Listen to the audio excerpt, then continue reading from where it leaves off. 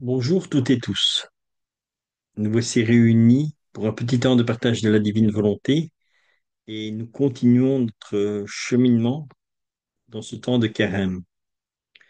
Alors, aujourd'hui, l'Église nous propose dans les lectures du jour euh, que nul n'est prophète en son pays. Donc, en première lecture, vous avez le deuxième livre des rois. Et en évangile, nous avons l'évangile de Saint Luc au chapitre 4, versets 24 et 30. Mais pour avoir un peu plus de complémentarité, je dirais, j'ai pris l'évangile un peu plus haut. Donc ici, bien sûr, sont les deux références des livres que nous suivons à l'heure actuelle, des livres du ciel. Donc pour la méditation aussi. Donc le tome 12 au 14 août 1917 et le tome 16 au 10 février 1924. Donc ce sont nos deux textes de base pour le cheminement dans ce temps de carême. Et voici les lectures du jour. Donc euh, l'évangile qui était proposé donc pour la lecture de la messe, c'était Luc chapitre 4, nous y sommes, mais du verset 24 au 30. Et moi j'ai pris du verset 16 au 30 pour avoir une vue un peu plus globale de ce que le Seigneur veut nous faire comprendre. Alors, il se rendit à Nazareth où il avait été élevé, et selon sa coutume, il entra dans la synagogue le jour du sabbat. Il se leva pour faire la lecture, et on lui remit le livre du prophète Isaïe.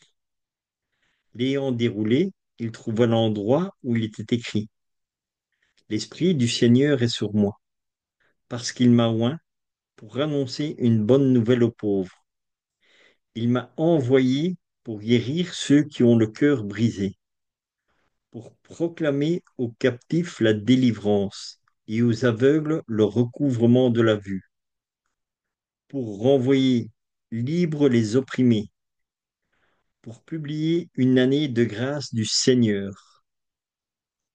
Ensuite, il roula le livre, le remit au serviteur et s'assit. Tous ceux qui se trouvaient dans la synagogue avaient les regards fixés sur lui.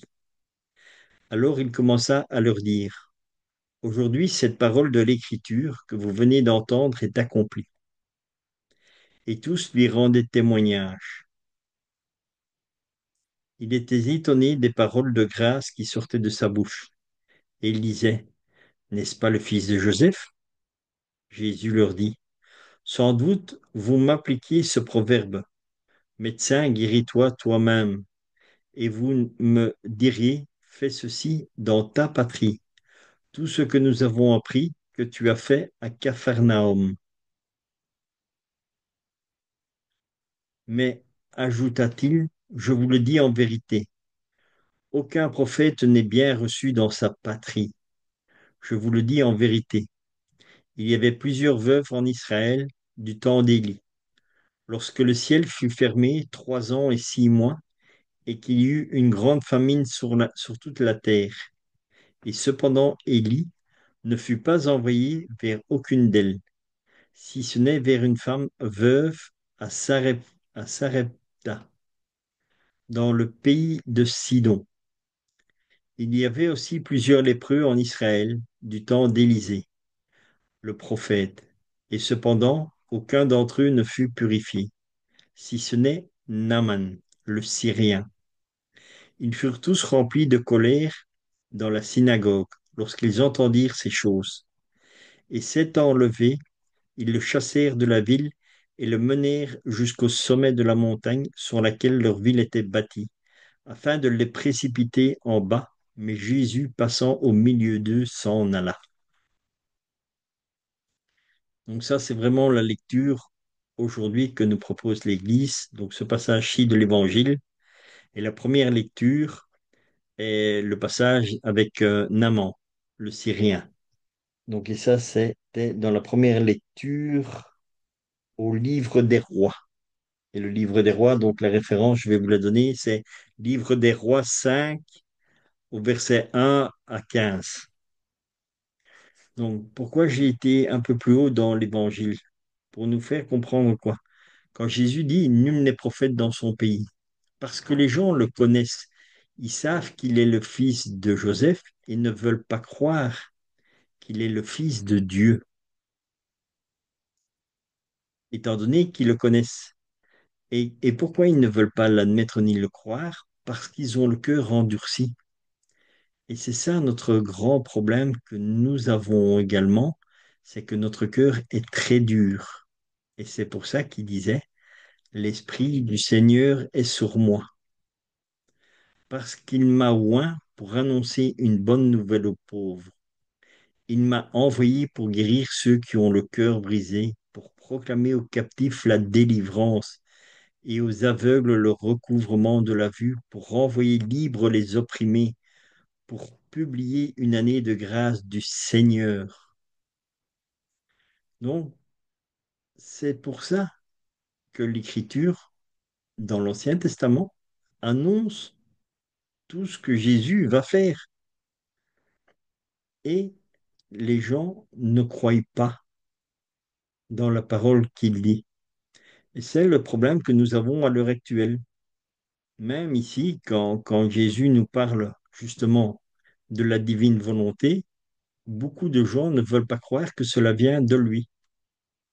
Encore une fois, parce que nous avons tous nos certitudes, nous savons que si, que ça, que l'évangile a été donné, que tout a été dit et tout est terminé, qu'il n'y a plus rien qui va s'ajouter. Effectivement, il n'y a plus rien qui s'ajoute à l'écriture, pas une virgule, pas un point qui ne sera rajouté. La seule différence, c'est que dans la divine volonté, le Seigneur nous apprend à vivre en lui, tout comme lui vivait dans le Père. Et c'est ce qu'il dit. Père, nous ne faisons qu'un.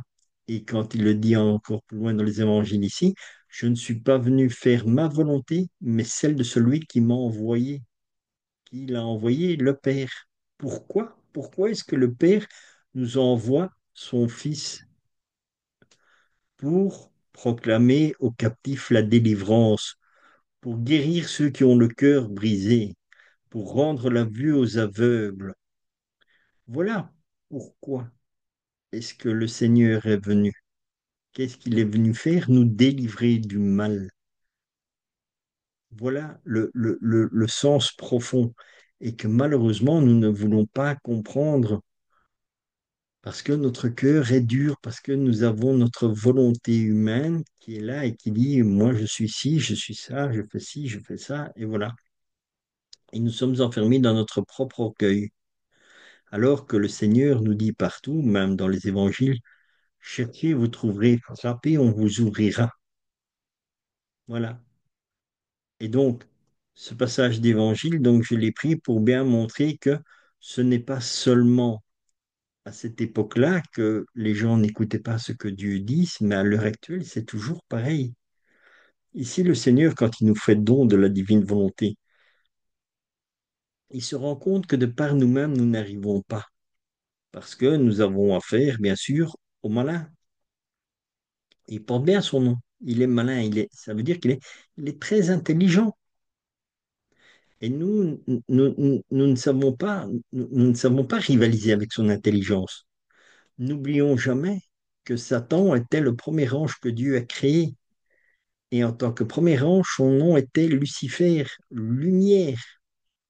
Et quand il a été banni du ciel, qu'il a perdu le combat avec Saint Michel, quand il a été jeté sur la terre, on ne lui a pas enlevé son intelligence.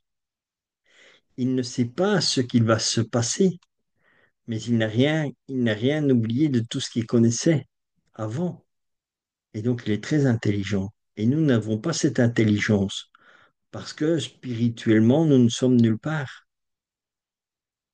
Et c'est ça le grand problème. Et c'est là où nous devons vraiment avoir cette lucidité de demander au Seigneur de pouvoir vivre dans la divine volonté afin que notre esprit puisse être éclairé, que nous puissions savoir les choses et que nous puissions savoir comment nous devons vivre, comment vivre avec Dieu et en Dieu. Parce que en vivant en Dieu, dans la divine volonté, Satan n'a aucun pouvoir sur nous parce qu'il ne sait pas vivre dans la divine volonté, parce qu'il ne peut pas entrer dans la divine volonté. Et il ne sait pas, il- tout s'arrête là parce que en Dieu, il ne sait pas être. Mais nous, oui. Par grâce de Dieu, nous savons vivre en lui. Et c'est ça l'importance de dire tous les jours, de demander au Seigneur de pouvoir vivre dans la divine volonté et surtout de ne jamais en sortir. Et c'est là que nous sommes délivrés. Nous sommes délivrés de tout et nous vivons sur la terre comme si nous étions au ciel. Et au ciel, nous sommes dans la paix et dans l'amour de Dieu. Et Dieu nous fait grâce en ce temps présent de connaître la divine volonté afin que nous puissions vivre déjà le ciel sur la terre. Donc voilà, je pense qu'aujourd'hui, on peut faire une belle méditation sur le pourquoi Jésus est venu. L'Esprit du Seigneur est sur moi parce qu'il m'a oint pour annoncer une bonne nouvelle aux pauvres. Il m'a envoyé pour guérir ceux qui ont le cœur brisé. Nous avons tous notre cœur brisé parce que nous avons vécu des choses dans notre vie qui ont brisé notre cœur. Pour proclamer aux captifs la délivrance. Nous sommes tous captifs. Nous sommes captifs de nos péchés. Et c'est là où le Seigneur nous amène la délivrance parce que c'est lui qui nous libère du péché. Et aux aveugles, le recouvrement à la vue, nous sommes tous aveugles parce que nous ne voyons pas les merveilles que Dieu fait. Nous sommes aveugles spirituellement. Nous marchons, comme nous sommes aveugles spirituellement, nous marchons à tâtons. Quand nous vivons dans notre volonté, nous sommes aveugles parce que nous n'avons pas la clarté de Dieu. Nous n'avons pas cette grâce d'amour en nous. Parce que c'est l'amour qui nous donne la lumière. Parce que Jésus dit, je suis la lumière du monde. Pour libérer les opprimés, nous le sommes tous des opprimés. Parce que justement, par tous les effets, toutes les circonstances de la vie qui fait, de par nos péchés, de nos mauvaises choses que nous avons, nous subissons une oppression. Et en général, tout ça, ça vient de nous-mêmes. Et c'est de ça que Jésus vient nous libérer en disant, à l'heure actuelle de la divine volonté, donne-moi ta volonté humaine, en échange, demande-moi la divine volonté. Parce que la divine volonté nous libère de quoi? De tout ce qui est mauvais, de toute chose que nous ne faisons pas, qui n'est pas en correspondance à l'amour de Dieu. La divine volonté, c'est l'amour de Dieu vivant et régnant en nous. Et c'est ça que le Seigneur désire pour nous. Donc voilà ce que je vous invite vraiment à méditer aujourd'hui dans la lecture de l'Évangile. Je vous souhaite une sainte journée dans la divine volonté, un saint temps de carême et à demain pour la suite de notre cheminement avec le Seigneur dans la divine volonté, bien sûr.